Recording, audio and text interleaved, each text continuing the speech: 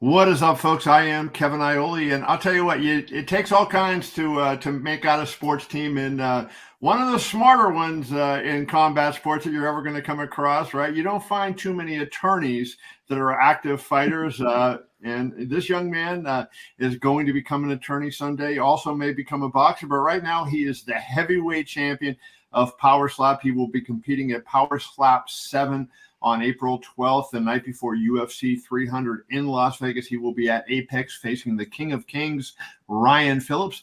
That is Damien Dibbell. What's up, champ? How's it going, man? It's been a little while since we last talked. It has been, yeah. Like the last time I talked to you, like I think on my knowledge of the slapping game now, I'm like, I'm here. When I talked to you here, I was like zero, right? So Yeah. we got it. We got up a little bit, right? So that is very good.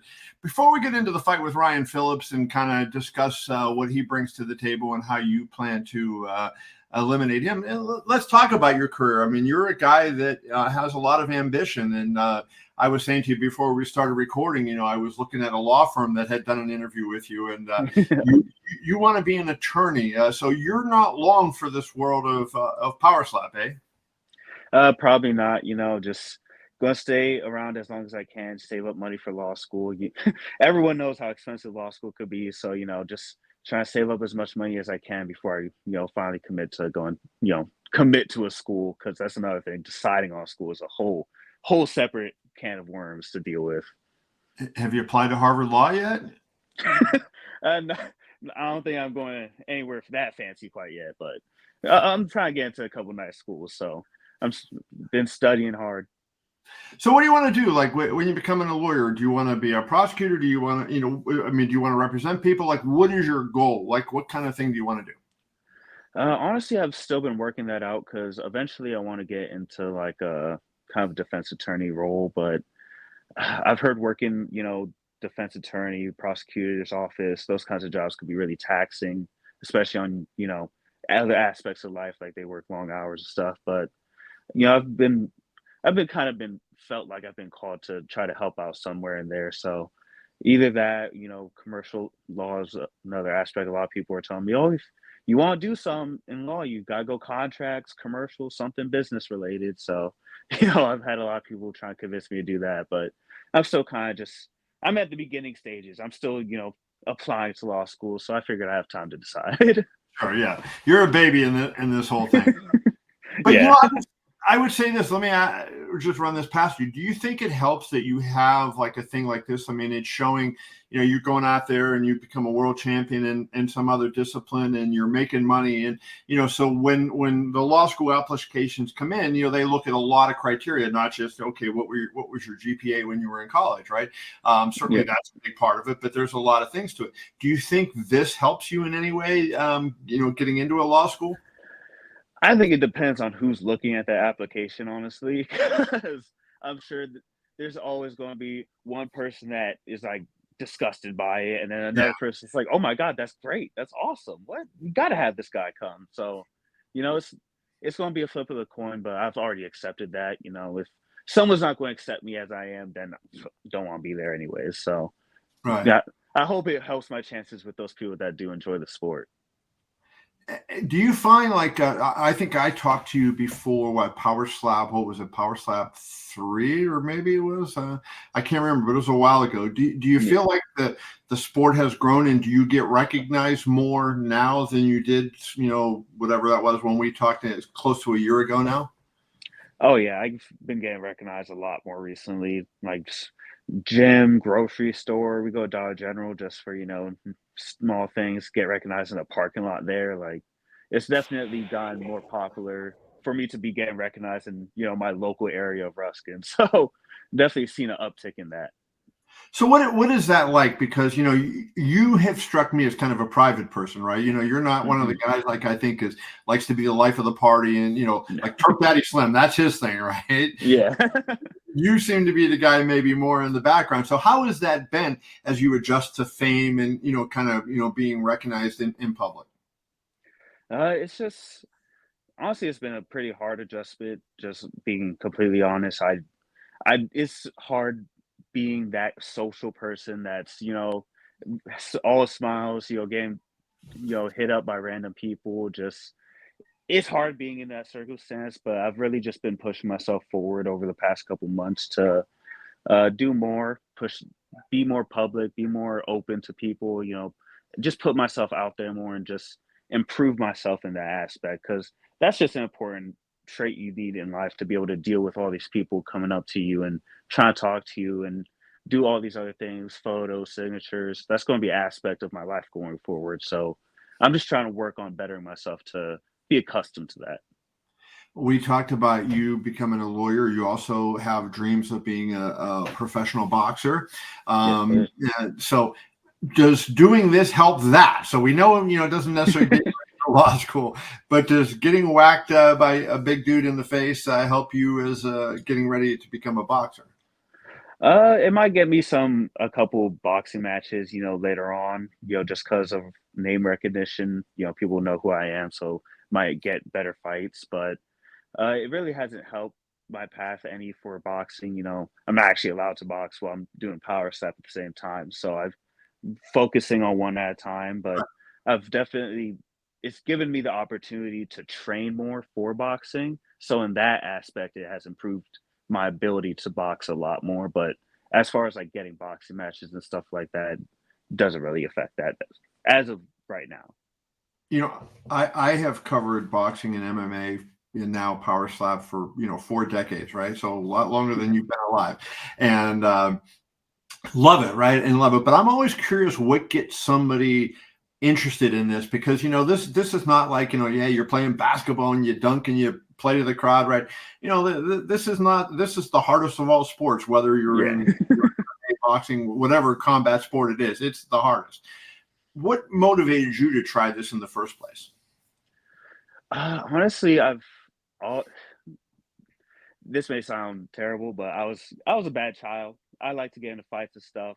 I've always enjoyed fighting, and when I was in high school, I was trying to get into boxing, but my parents wouldn't allow me. They're like, "You're too Right. smart. You're not ruining your head," which is ironic now because I professionally get hit in the head. But Exactly. yeah, back then they were like, "You're not doing that. You're not doing anything like that." And then I turned like 18 or 19. I saw a stat fighting video, and I was like, "That's not boxing." I I definitely haven't been able to train for the past couple years, so I could get into this pretty quickly if they let me. Like, just might as well shoot my shot, see if I can get a match and try it out. And it just kind of just blew up from there. Craziest decision I've ever made in my life, and it definitely paid off. So you got into it almost the same way Dana White did, because he said he was in his office one day randomly and he saw, I think, an Eastern European slap video, and that got him. So, Yep. what was it like the first time you're competing, right? So, because I have to imagine it's even different than boxing, because in boxing, you got the guard up and you're sitting there. You're not necessarily going to get hit. Probably going to get hit, but not necessarily. It's In this not thing, guaranteed. you're getting it. What is that like when when the guy is doing the timing thing and getting ready to hit you? What's in your mind? Honestly, the very first time I remember it in like such fine detail. Like that was such a that I remember that great. I was standing there just facing off, and he put his hand on my face. I was like, "Dang, this is really about to happen. Like this is a certified thing." And I just got butterflies. Like, oh, my stomach was hurting, and then the hit connected, and then my legs gave out for a little second and went weak. But I was like, actually, that wasn't that bad. I count. This sport might be all right. And then the first time I got to strike, the satisfaction from just being able to hit somebody outright and just like the back and forth, like that's when the sport really clicked with me. That first round of back and forth, I Right. just fell in love with it. It was so thrilling. Just like, okay, it's 1 for 1. Get your shot in, go for it. Do what you're going to do, but you best knock me out because I'm coming back for some more. What was your reaction to Power Slap 6? Because that was the first one off of the UFC campus. That was at the beautiful new Durango Casino here in Las Vegas. And there was a lot of celebrities there. That was like I mean, usually all the fights have had celebrities. Dana's inviting celebrities to the fights, but Tom Brady, Charles Barkley, Travis Scott was there. A lot of them. Like, what was that when you're seeing that? You're going, I'm part of this. Like, what was that like as you saw that? It was it was kind of surreal, seeing like a lot of these stars, like you don't expect Tom Brady to come out to one of these. Like I never saw that happening. Like because I was a big Brady fan, when I used to watch football with my family, big Patriots because my family's from up there, big Patriots and Giants fans. So, we used to watch all. Oh, it's so hard imagining Tom Brady was at that event. And I Right. missed that one event. The one event I'm not at. And Tom Brady's there. So, have you gotten Disappointing. any scoopers coming to this one? I haven't heard anything, but I hope someone I know is there. Someone famous I know is there, so I could fanboy a little bit on the stage. Well, But we're gonna take a clip of this, and we're gonna text a clip of this video to Dana. And Tom Brady lives in Vegas, so who knows? that'd be exciting. The one Actually, there's one celebrity I've always wanted to meet, and I know it's side off track, but I've always wanted to meet Kevin Hart. He is such a funny guy, and I've heard meeting him is like he's just like as genuine as he is on TV. Like that's how he is in person. Like that's one celebrity I've always wanted to meet. So who knows? Slapping getting bigger. We might see Kevin Hart one of these things. So you keep winning the heavyweight championship fights. That might be something that happens. Let's talk about the fight. I was impressed with Ryan Phillips in his last fight. Fought Nate Bernard. Just drilled Bernard. I mean, wow. Oh yeah. I thought Nate, big dude, football player, was going to be able to maybe take that slap. What was your impression of what you saw from the King of Kings? It was a pretty good match. It was weird seeing the guy I was just facing going against, like now knowing in hindsight the guy I'm currently going to be facing. So it's a perfect like gauge for like Right. how it's going to do. He got dazed on the second hit. I don't know how Nate hits. He took two slaps to knock him out. I took one. Yeah. Do with that information what you will, but it's just that's just what the information I have to go off of. He did put up a good performance. His slaps looked decent, but could be cleaner. There's stepping penalty in the first round, possible stepping in the second round. Some people still arguing that there's a little controversy going on there for a little while. So all of all could have been a cleaner fight. Honestly, it could have been a cleaner event entirely, but that fight could have definitely been cleaner and chopped up a little better. What was your what does it take for somebody to be good at this, right? And especially taking the slaps, right? That's what I don't understand. I can understand, hey, you got to have the technique, you create the force, you hit in the right spot. That's pretty obvious, right? What goes on. But like to be a person that can eat the slaps, is it just the fact you have to have a strong neck and basically your mind? Is that what it is? Honestly, people ask me all the time, like uh, similar questions about like what do you do for your defense? What do you do for your neck? I don't know. I've always just been able to take hits my entire life. So for me, it's just one of those things that you either have or don't, and you can only find out once you get in the sport. But after a while, you start picking up small things like the way you stand, inhaling, breathing out, the way your head's moving while you're receiving the slap, when you're tensing up and not holding your tensed up form for too long. Right. There's different things that play into it as you go more in depth.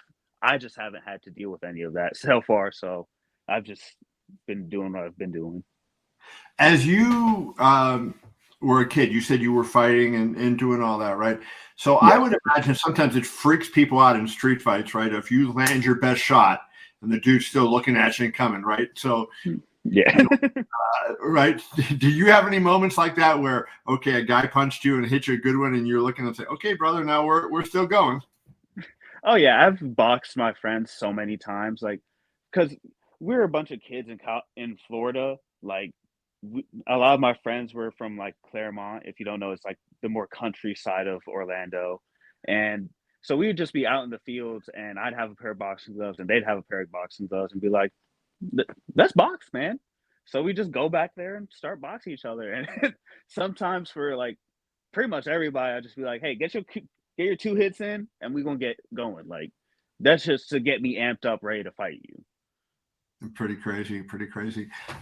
So last question for you. How far do you want to take boxing when you get in? I mean, do you want to compete just to say you had some pro fights, or are you going to be a serious boxer and say, hey, I want to climb the rankings and potentially fight for a title someday? Once I start once I start training for my first pro match, my mind is immediately set on being the best. I don't do things like half-ass. If I'm going to go into boxing to do some pro fights, I don't want to do it just to say I fought pro. I want to really try and see how far I could push myself to the leaderboards and maybe even the top one day. But I'm definitely not going to hold myself back by thinking I'm only going to do a couple matches here and there, as a side little fun thing. No, I want to box because I want to really push myself and see how far I could go, and not just this sport, but another sport. And if I do well in that, one day make it to a top ranking somehow, I'll try another sport. Like I'm at the stage right now where I want to just do everything basically. Well, let's throw some matches. So July 20th is a big fight. Jake Paul's fighting Mike Tyson. If Jake Paul manages to survive that, you up for Jake Paul? Bro, I would fight Jake Paul so fast. I just want to see personally how, like, why not? Who wouldn't want to fight Jake Paul at this point? Everyone's doing it. Like Mike Tyson, 50-some-year-old man. Apparently, he's going to fight Jake Paul. Why not me? So I definitely take that match. Well, before I let you go, I want to get your opinion. Who wins that fight, Jake Paul or Mike Tyson? You think Iron Mike can get it done? I really hope Mike Tyson wins because it's really just a lose-lose for Jake Paul. Like, if he wins, okay, you beat up a 50-year-old man. He loses, you got beat by a 50-year-old man. You ain't winning that fight. So I just for the satisfaction of Mike Tyson coming out of retirement at 50 years old, like that's a whole Rocky story. That's a Rocky movie right there. Like, That's a great answer. You know how you're different from me? I think Jake Paul wins because whether he gets his arm raised or not, he's going to make a ton of money from fighting Mike. That's true. That's true. He's a real winner. Yeah, that's where it goes. Well, Damien Dibbell, we will see you April 12th at UFC Apex in the main event of Power Slap 7 against Ryan Phillips. Appreciate you, brother. Wish you the best of luck, and hopefully see you not only at Apex, but in court someday. Yes, sir. Hope to see you again, man. Have a good one.